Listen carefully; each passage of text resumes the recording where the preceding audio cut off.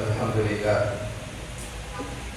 لله الذي نحمده ونستعينه ونستغفره ونستهديه ونعوذ بالله من شرور انفسنا وسيئات اعمالنا من يهده الله فلا مضل له ومن يضلل فلن تجد له وليا مرشدا واشهد ان لا اله الا الله وحده لا شريك له واشهد ان محمدا عبده ورسوله صلوات الله وسلامه عليه وعلى آله وصحبه ومن تبعه بإحسان إلى يوم الدين أما بعد فيا إخوة الإيمان أوصيكم ونفسي بتقوى الله عز وجل يقول الله سبحانه وتعالى في محكم تنزيله يا أيها الذين آمنوا اتقوا الله حق تقاته ولا تموتن إلا وأنتم مسلمون يقول الله سبحانه وتعالى كائنا من النبي محمد صلى الله عليه وسلم إنا أرسلناك شاهدا ومبشرا ونذيرا لتؤمنوا بالله ورسوله وتوكلوه وتستغفروه بكرة وأصيلا. Chers frères et sœurs en islam, nous avons tous grâce à Allah, Seigneur de l'univers, le détenteur du pouvoir absolu. Lui, ce qui décide, c'est ce qui sera réalisé. Lui, à chaque fois que nous avons imploré son secours, il sera à notre secours. Nous attestons qu'il n'y a aucune divinité digne d'être adorée en dehors de lui. Et nous attestons que Muhammad sallallahu alayhi wa sallam est son noble serviteur et messager. Salut et paix sur lui, si sa noble famille, si ses fabuleux compagnons, tous ceux qui vont sur sa voie jusqu'au jour de la résurrection face à Allah que nous soyons parmi ses suiveurs. Je vous exhorte ainsi que moi-même à la crainte de l'enfer d'Allah. Craignons Allah. Il faut avoir peur de Dieu. Il faut avoir peur de Dieu. Hier soir, quand on s'est reposé, on allait dormir. Jusqu'au réveil, ce qui s'est passé, nous, on n'a pas connaissance. C'est Allah seul. Et c'est qui nous réveille la vie. Donc, on dit, il faut avoir peur d'Allah subhanahu wa ta'ala. Et lui, il nous a permis de se réveiller matin en pleine forme et de dire que quand on a son appel, nous devons créer Allah. Créons Allah à chaque instant, dans nos propos, à la maison, quand on marche, dans toutes nos affaires. C'est ce qui est l'objectif recherché dans la relation d'Allah. Depuis quelques vendredis, nos imams ont lancé une série de sermons sur la vie du messager alayhi salatu wa salam. Car sa vie est remplie des enseignements. C'est le lieu des valeurs. Mais nous avons pris quelques valeurs. Le vendredi passé, notre chef, qui est super de la communauté musulmane en Côte d'Ivoire, nous a prévenu sur un élément fondamental de notre religion qui est la reconnaissance de la gratitude. Reconnaissance de la vie d'Allah. Tout ce qu'Allah a fait pour nous. En termes de biens, la paix, la stabilité pour l'union sociale. Et le chef a remercié Allah subhanahu wa ta'ala pour tout ces bienfaits. Et ensuite, il nous a recommandé tous de se maintenir sur le droit chemin. C'est lui qui a gagné. Il dit c'est la Côte d'Ivoire qui a gagné à la sortie des élections présidentielles. Personne n'a gagné, mais c'est la Côte d'Ivoire qui a gagné. Nous devons préserver ensemble ce beau pays qui est la Côte d'Ivoire. Et le chef a terminé ses enseignements et son rappel à chacun de nous. Quelle attitude, en tant que croyants, particulièrement les musulmans, nous devons observer, nous devons pratiquer. Quel comportement nous devons avoir chaque jour quand Dieu te fait grâce, il demande quelque chose à Allah. Et Dieu a répondu favorablement à ton appel. Il dit c'est l'humilité. L'humilité n'est pas se porter de celui qui n'a pas gagné ce que tu as, mais plutôt rendre grâce à Allah subhanahu wa ta'ala et pour partager les bienfaits d'Allah. Et c'est à travers ce partage que Dieu va augmenter sa grâce sur nous et surtout sur notre beau pays, la Côte d'Ivoire. Et il termine avec un remerciement l'ensemble de la communauté musulmane et l'ensemble de la communauté religieuse en Côte d'Ivoire, surtout les guides religieux, mais en particulièrement encore à chacun de vous, homme comme femme, vieux comme jeune, car que chacun de vous, vous avez prié, vous avez demandé à Allah subhanahu wa ta'ala et Allah a répondu favorablement à vos demandes. Donc nous devons Dieu continuer dans ces temps de prière, toujours pour vous-même, pour la famille, et pour le pays, et pour le monde entier. Grâce à la que les enseignements du chef Rahima, la mise en pratique soit facile pour chacun de nous. Aujourd'hui, nous continuons toujours avec la vie de Mohammed Ali, le prophète, le dernier prophète.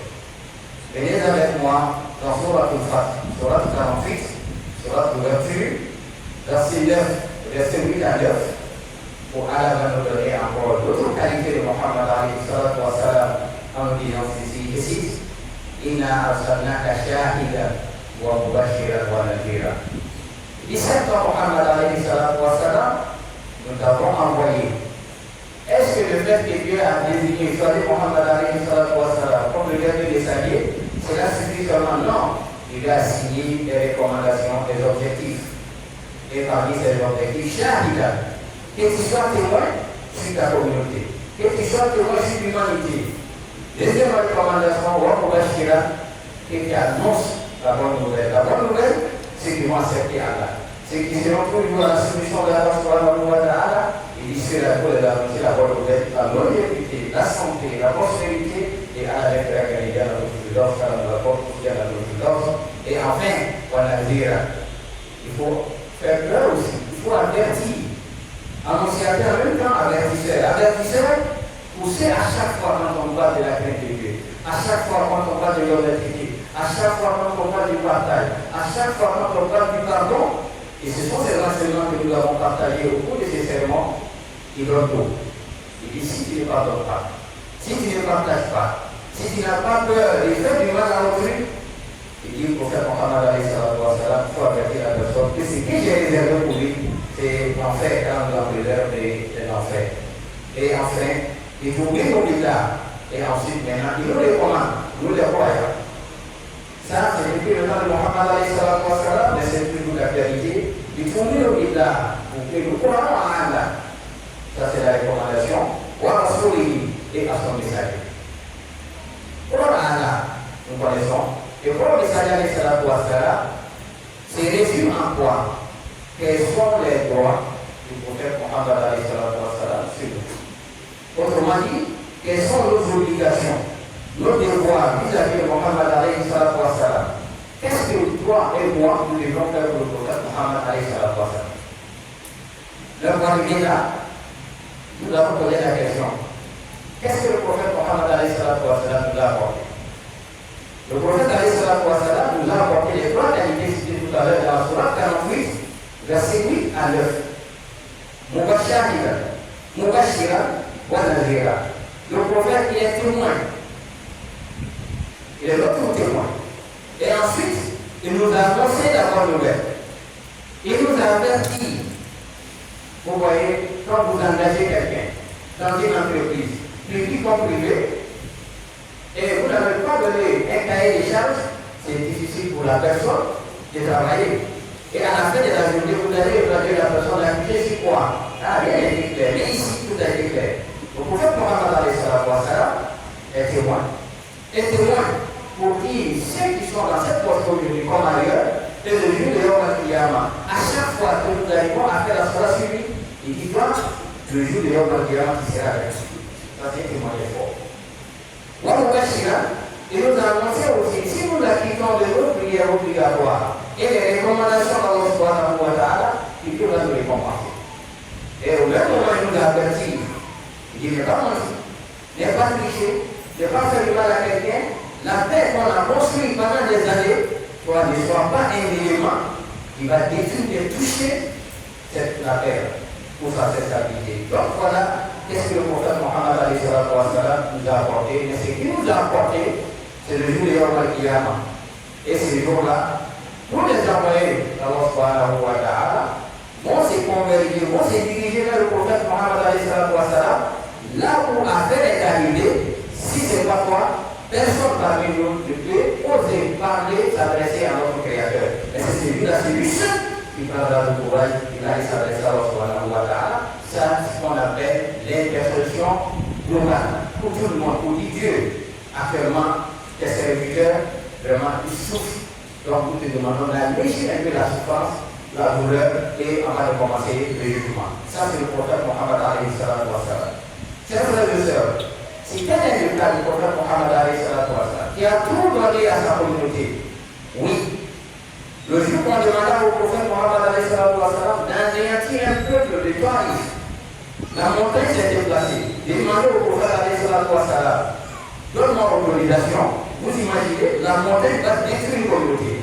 Mais le prophète a dit non, c'est possible. Ceux qui m'ont désobéi aujourd'hui, qui m'ont lapidé, qui m'ont insulté, qui m'ont pas aimé, Dieu m'a allé pour les dire, Allah a accepté ça de croyants. Et aujourd'hui, alhamdulillah, parmi les droits du prophète Mohammed, c'est bon. Et nous devons le dire, il y en a tellement. Qu'est-ce que nous devons faire concrètement? La première des choses, l'imam dit pour le Magyari, c'est de croire au prophète Mohammed et au même moment croire à ses enseignements et ce qu'il nous a apporté. Cela signifie quoi? C'est pourquoi Dieu nous dit dans le Coran, Surat Al-Salah, Surat 34, verset 28, je cite, وَمَا أَرْسَلْنَاكَ إِلَّا كَافَةً لِلنَّاسِ بَشِيرًا وَنَذِيرًا وَلَكِنَّ أَكْثَرَ النَّاسِ لَا يَعْلَمُونَ. Il sait pas Mohammed nous t'avons envoyé à toute l'humanité, homme comme femme, les humains comme les guides, Bashira, et tu annonces la bonne nouvelle, Wanadira, et tu les avertis aussi de l'enfer, mais car la majeure partie, beaucoup parmi ce groupe-là, ne comprennent pas. Imam bin Abi, pour le prophète, vous voyez, quand on parle des 5 piliers de l'islam, le premier pilier, l'attestation de foi, est composé de 2 phrases. La ilaha illallah, Muhammadur Rasulullah. Il y a d'autres divinités dignes d'être adorées et Allah. Et Mohammed est son messager. Donc, la croyance à la prophétie de Mohammed, ça c'est son premier droit sur chacun de nous. Et il ne suffit pas de dire seulement que non, moi je crois au prophète comme le dernier messager. Vous acceptez de travailler dans une boîte comme on dit chez nous, dans une entreprise, une société, ou public, mais c'est que le directeur te demande d'exécuter quand tu dis non, moi je ne suis pas d'accord. On y a signé avant de rentrer, de vous à moi, toi, pour te licencier à la minute. Et ici, beaucoup, nous disons, nous devons le prophète Mohammed, oui. Donc vous savez, d'abord le prophète Mohammed a un prix à payer. Allah nous donne la bonne congrégation. Donc notre foi en islam est liée à l'acceptation de Mohammed comme le dernier messager et prendre en compte ses enseignements de notre Coran qui était développé au prophète et ses hadiths qui sont authentiques. Ça c'est le premier droit du prophète Mohammed. Le deuxième droit du prophète Mohammed sur nous, c'est-à-dire nos obligations. Qu'est-ce que nous devons faire pour le prophète c'est-à-dire pour vous qui c'est-à-dire tout ce que le prophète Mohammed a enseigné au sujet de notre Créateur, nous devons accepter sans poser des questions. Voyez-vous, au temps du prophète, quand il fit son voyage d'Orphée, il a fait l'ascension. Vous imaginez, je l'ai dit, il est de la caravane, aller à Jérusalem, il y a une distance. Mais le lendemain, avant qu'il ne rencontre Abou Bakr Siddiq, les Mécois, soi-disant les mécréants, ont commencé, comme on voit chez nous aujourd'hui, ce qu'on appelle les républiques. Ça a existé depuis le temps parce qu'il n'y avait pas Internet. Quand il y a quelque chose, il y a un événement, les gens vont profiter. Profiter pour coller notre image à celui-là, on n'a jamais douté de lui. Donc à chaque fois, ici c'est un enseignement, quand on vous apporte des nouvelles à travers vos postes, n'agissez pas vite. Vérifiez d'abord. Demandez aux experts avant de vous prononcer. Ici, Abou Bakr Siddiq, il vient voir Abou Bakr Siddiq. Après ton ami, qu'on avait dit qu'il dévie, c'est-à-dire il est plus normal, il dit, ah, vraiment, voilà encore un autre mensonge qu'il a fabriqué. Il a effectué un voyage de Makka à aller à Jérusalem, c'est-à-dire aujourd'hui en Palestine. Et Abou Bakr Siddiq n'a pas hésité. Il a dit cette phrase, sans hésitation. Il dit certes, si c'est Mohammed alayhi salatu wa salam qui a dit, qui a donné cette information, moi, Bouba, je n'hésite pas. Mohammed alayhi salatu wa salam a effectué le voyage. Et il n'a pas encore vu le prophète Mohammed alayhi salatu wa salam. Vous voyez comment Abu Bakr et les compagnons ont jamais accepté le prophète Mohammed alayhi salatu wa salam. Mais combien parmi nous aujourd'hui, lorsqu'on donne un hadith authentique, ou soit on parle d'un verset coranique, traduit par le prophète Mohammed sallallahu alayhi wa sallam, oui, le prophète alayhi salatu wa salam a donné l'explication des versets à ses compagnons, car c'était un flou devant eux. Mais ils ont accepté automatiquement. Quant à toi, pour moi, lorsqu'on donne une information, ou soit un enseignement, on va commencer d'abord à se montrer comme que on fait passer avec la parole du prophète alayhi salatu wa salam. Se montrer plus sachant, on fait passer avec le prophète Mohammed sallallahu alayhi wa sallam. Si nous nous engageons dans cette voie, nous devons retenir que nous ne sommes pas sur la meilleure voie. Nous devons revenir à l'arrière, se repentir et se plier à l'enseignement du prophète Mohammed alayhi salatu wa salam. Donc, accepter les enseignements du prophète alayhi salatu wa salam, confirmer que ce qu'il a dit est vrai, ça fait partie du droit du prophète Mohammed alayhi salatu wa salam sur nous. Et c'est pourquoi, à chaque fois quand on parle des hadiths, il y a des autres groupes qui diront que nous ne travaillons pas avec le Coran Karim. C'est-à-dire, c'est le Coran qui est notre modèle, c'est le Coran qui est notre référence. En dehors du Coran, nous ne travaillons pas avec autre chose. Donc, nous allons poser la question, est-ce que les 4 prières, ou soit les 5 prières, composées de 7 rakats, 2, 4, 4, 3, 4, est-ce que ça a été mentionné dans le ordre du Coran? On dit qu'il a que non. Ce n'est pas mentionné dans le ordre du Coran comme tu penses, mais c'est mentionné dans le ordre du Coran. Lorsque Allah nous a recommandé d'accomplir la prière, cela nous suffit. Et le prophète alayhi salatu wa salam a dit, sans le camarade, tout le monde vous salue, priez comme vous m'avez pu prier. Dans le cas du prophète alayhi salatu wa salam, même nous saluons notre Coran pour dire, c'est plus de 1447 d'années aujourd'hui que chacun pratique comme il voyait le prophète alayhi salatu wa salam. Donc, félicitations à chacun. Et ici, le prophète alayhi salatu wa salam a dit, Allah a dit pour le Coran à l'islam. Il dit oui. Dieu m'a révélé le nom du Coran et à côté du nom du Coran, il m'a donné autre chose qui est similaire, pareil, proche du nom du Coran, qui est sa sunna. Parce qu'il y a des versets, nous ne pouvons pas comprendre. C'est un peu plus comme les dit tantôt, mais c'est à travers les enseignements du prophète alayhi salatu wa salam qu'on sera suivi, éclairé, enseigné à travers ces versets. Donc, le bon musulman ne prend pas seulement le Coran et il va réaliser la sunna du prophète alayhi salatu wa salam. Le bon musulman, c'est celui qui prie les deux, il marche avec le Dieu, le Coran et la sunna du prophète alayhi salatu wa salam. Troisième loi du prophète alayhi salatu wa salam, c'est nous devons l'aimer. Nous devons l'aimer. Pourquoi? Nous devons l'aimer car Allah nous a recommandé ça dans le livre du Coran, Surah Al-Imran, Surah 3, verset 31, et on dit ceci. Il s'adresse au prophète alayhi salatu wa salam. Il dit, il kuntum tuhibbuna Allah, fattabi'uni yuhibbukum Allah, wa yaghfir lakum dhunubakum. Il dit ici, Mohammed alayhi salatu wa salam dit à ta communauté, il te donne à chaque fois de lui donner le prophète Mohammed alayhi salatu wa salam. Quand on rentre dans notre famille, on a le nom de Mohammed alayhi salatu wa salam. Oui, c'est normal. Cela traduit notre amour pour lui. Mais cela ne suffit pas. Dieu vous recommande, si vous aimez Allah, suivez Mohammed alayhi salatu wa salam, et avec vous, Allah va vous aider et il va pardonner vos péchés. C'est-à-dire, l'amour du prophète alayhi salatu wa salam, nous gagnons d'abord l'amour d'Allah. Et ensuite, nous allons avoir aussi son pardon, gagner son pardon. Donc, avec l'amour du prophète Mohammed sallallahu alayhi wa sallam, on ne juge pas.